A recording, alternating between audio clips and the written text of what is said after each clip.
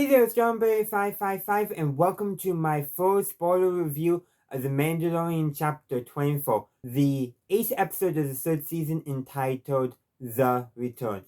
And like I mentioned in my spoiler-free review, this was an excellent season finale, though I will say it didn't feel as climactic as some of the other season finales, but I think it makes sense because with all the spin-off shows, Ahsoka, I think there's a chapter season 2 of the Book of Boba Fett coming, Dave Filoni's movie, that I have feeling they may want to start wrapping up certain plot elements so they can bring all this stuff together in that climatic story for everything they're telling about the Imperial Remnant and potentially tying in with Thrawn there, which makes me want to reread the Thrawn trilogy. But that's just, I think, the reasoning behind why they chose to make this season finale feel more like a natural endpoint than so many other season finales previously. Because good endings always, in my opinion, conclude the story that's telling, and but also leaves up avenues for future stories, even if no future stories will be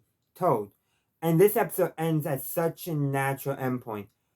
Yes, we don't know, is Mandalore successfully going to rebuild? We don't know anything like that. We don't know with Din and Grogu if they are going to, what's going to happen to them in the future. But where they'll ended the story is natural. It's a good point to end it at, because if we don't get any more, it's still a satisfying ending. But if we do get more, it's a great jumping off point for a new adventure.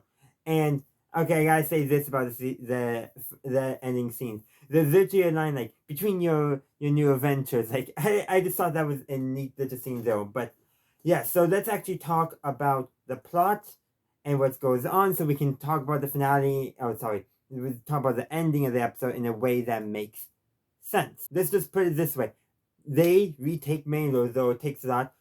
So they do end up sacrificing their capital ship by because Axe has everyone get off the ship and to go help Bo-katan on the ground, and then he uses the ship to hold off the Imperial fighters before he crashes it into the into Moff Gideon's base. Which, by the way, did he get inspired by Anakin from the Ryloth episode of the Clone Wars where Anakin crashed a Star Destroyer into a Lucrehulk? I wonder. Interesting little connection right there. I don't know if that was an intentional Easter egg or not, but I did like it. But they do defeat Moff Gideon, and what's actually nice is it was actually the ship crashing that defeats Moff Gideon, which I thought was kind of interesting. Like, it was not Bo-Katan, it was not Din, it was not Grogu. Yes, those three did play a major role in helping to stop Gideon, but it was Mandalore fighting against him that actually stopped him. Oh, and I should probably mention how Grogu uses the Force once again to save Din, but also Bo-Katan. That as the Mandalorians captured Imperial light cruiser crashes into the planet, it takes out Moff Gideon, like I mentioned, and the fireball consumes him. And it's also would consume Din, Bo-Katan, and Grogu as well, if not for Grogu using Force to hold the fire back. And that makes me wonder, does Sabine ever tell Bo-Katan what happened with Canyon and that's how he died? I wonder if Bo-Katan was aware of that. It's just a neat little connection I thought of. But what this really does show, and all the other uses of the Force by Grogu in this episode, is he is much stronger in the Force than he was. He's connected with it once again. He uses it to avoid the Praetorian Guard and also to give Din an advantage while fighting the Praetorian Guard. And then now here he is using it to save the people he cares about. His father, I'm going to say Bo-Katan kind of seems like an aunt for him right now. But yeah, I just really loved how they did that and showed that. And really does connect nicely with Grogu growing in the Force. Like I say, Grogu fighting the Praetorian Guards was amazing. Yeah, sure, he needed Din to actually stop them, but he also helped Din survive against them. Because, like I mentioned in the last episode, that Paz Vizsla, his death by the hands of the Praetorian Guard, were to show how dangerous they are. And Din and Grogu together were able to defeat them. Din using his skills as a Mandalorian, and Grogu using the Force to make the Praetorian Guards off balance, off center, to allow Din to have the opportunity to take them out.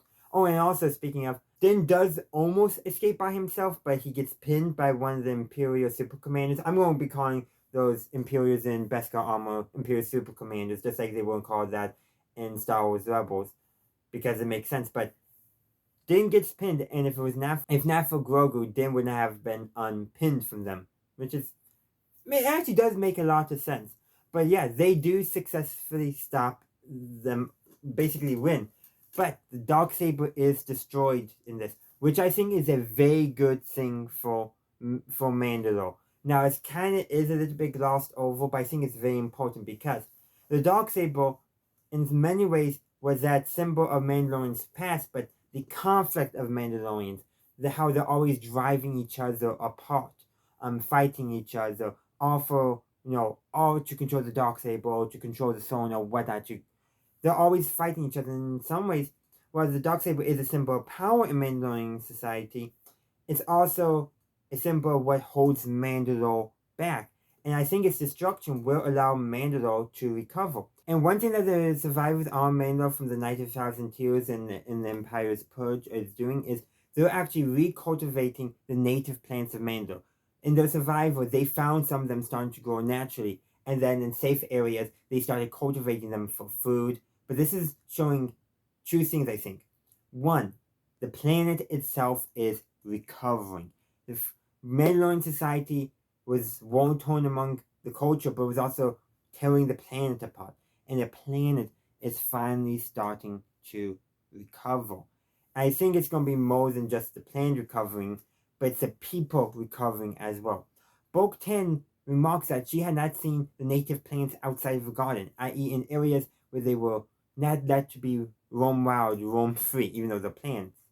But I think the return of plant life to Mandalore is showing Mandalore recovering, not just the people, but the planet itself. Because like I mentioned earlier, the Darksaber was destroyed by Moff Gideon in his fight with Bo-Katan.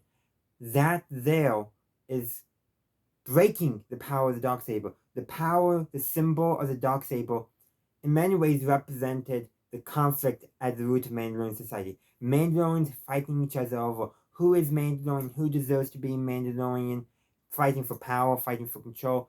It represented and held all the worst aspects of Mandalorian society. Even the ostensibly good Mandalorians were still attracted to the Darksaber and saw it as their way of holding power and the way of showing other Mandalorians that they deserved and could have the power of ruling Mandalore. Which is interesting because it was destroyed after Bo-Katan sees that the planet is recovering.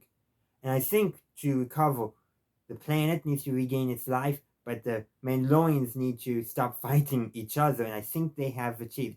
It's the power of the Darksaber, I think, being physically broken, no longer being able to be won in combat or passed down. If anything, it's just going to get a place in the museum where they teach future generations of Mandalorians about how they used to fight each other. I don't know for sure, but that's just wild speculation there. But I think Mando can now move beyond. They don't need to get rid of the warrior culture, but they can start moving beyond the stupid rules that have held them back, the stupid traditions that have kept feuds alive between clans and tribes. That's what has always held Mandalorian back, their internal divisions and infighting because of those divisions. Other societies are able to function despite divisions. No, they are accepting of tolerant. And I think Mandalorians can be that, but essentially, I think generations of Mandalorians fighting over the Darksaber has created a lot of bad blood. But with the Darksaber now destroyed, hopefully they can put all that behind them. And speaking of putting the past behind them, the Mandalorians, they are starting to rebuild the planet and the society now that Moff Gideon has been defeated. They restart the Great Forge. There's a big ceremony in the Beskar Mines and the Living Waters where Paz the Sun is actually says the creed. But if I remember correctly from when we saw it earlier, this time there was nothing about keeping the helmet on. I could be wrong, but I don't remember anything about the helmet being mentioned at all this time. Which is kind of interesting. Maybe the children of the Watch, now that they are back on Mando, they don't, like, maybe the rules have changed. Well, You can take your helmet off, but only on Mandalore. I could see them doing something like that. I really could. I'm still a little bit. The characterization of the armor is still a bit fuzzy for me. Not that clear cut. All the other characters seem okay, but her characterization just seems a bit more unclear, unfocused, if you will. But maybe that's supposed to be the point, reflecting the complexities of real people and how sometimes there can be a little bit of a dissonance between what they say, what they do, and all that. I don't know. But another thing is, Din also formally adopts Grogu. Now, we, I think, all assumed that ahead of time, but let's be real. In many ways, before in the Mandalorian society, he was only Grogu was only his ward. He was only essentially the foster parent, the guardian of Grogu, not the legal guardian, the legal father, if you will.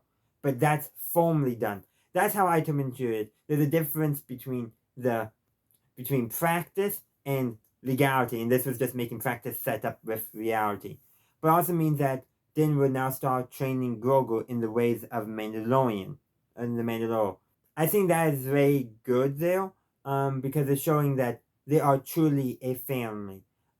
Yes, basically ever since they've met, they've been father and son, but now in the eyes of Mandalorian law, I guess, they are legally father and son, recognized in the songs of their ancestors, and whatever the thing with Mandalore, like, it's official, not, yeah, we all know, but it hasn't been written down kind of deal.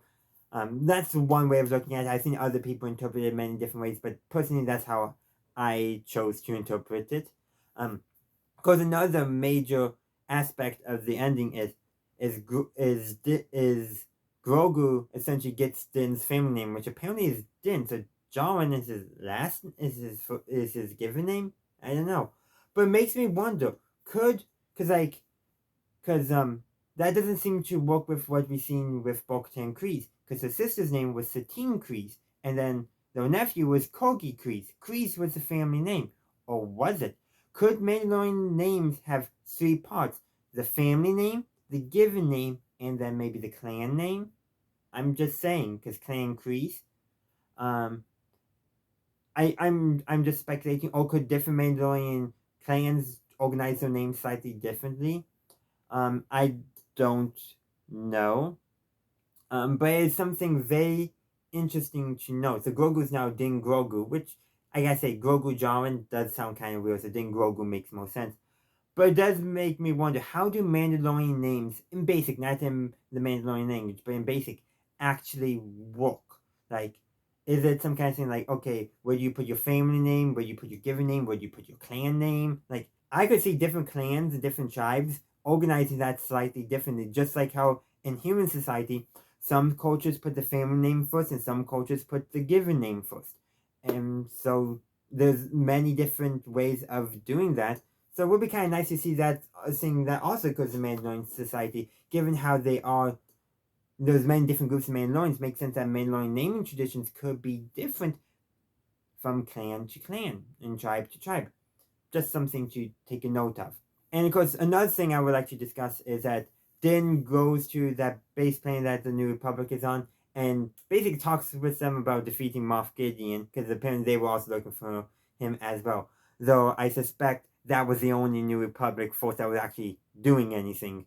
But one thing Din does say that they would have gotten Moff Gideon eventually. He only got to them first, but he also offers to basically work as basically a bounty hunter for the New Republic unofficially.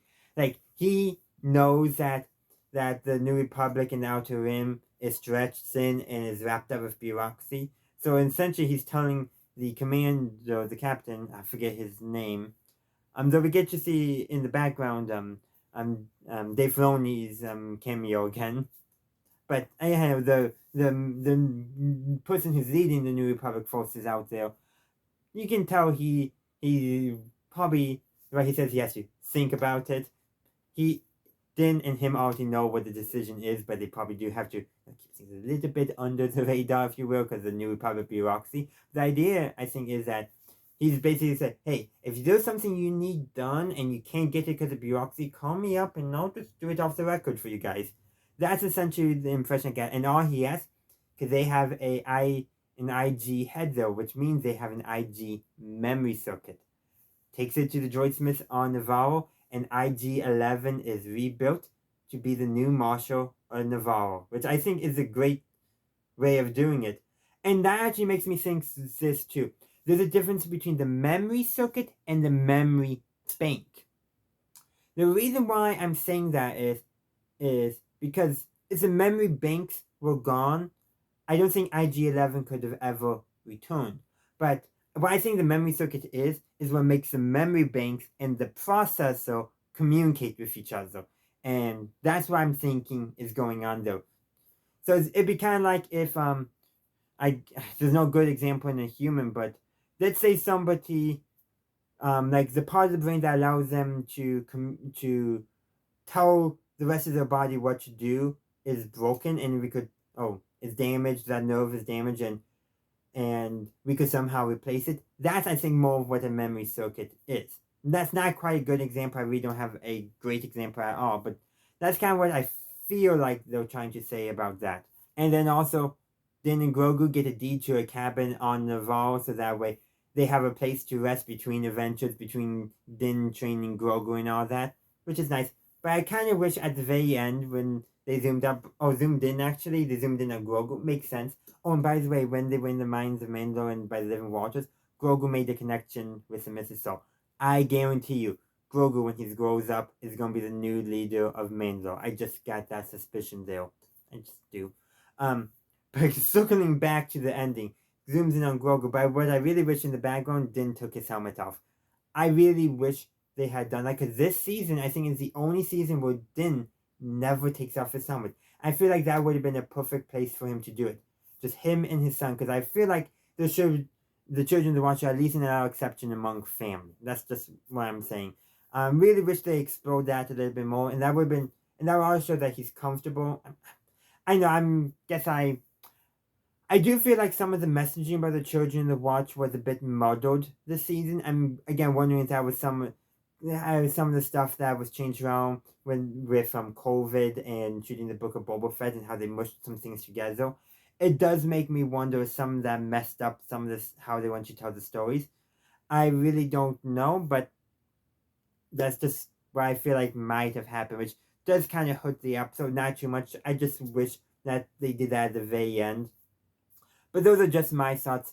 Let me know your thoughts in the comment section down below. I do hope you enjoyed my review. If you did, please be sure to give it a like, upvote, and share. Also, consider subscribing to the channel if you haven't done so already. And as always, have a good day, a good night, wherever you are. This is the way.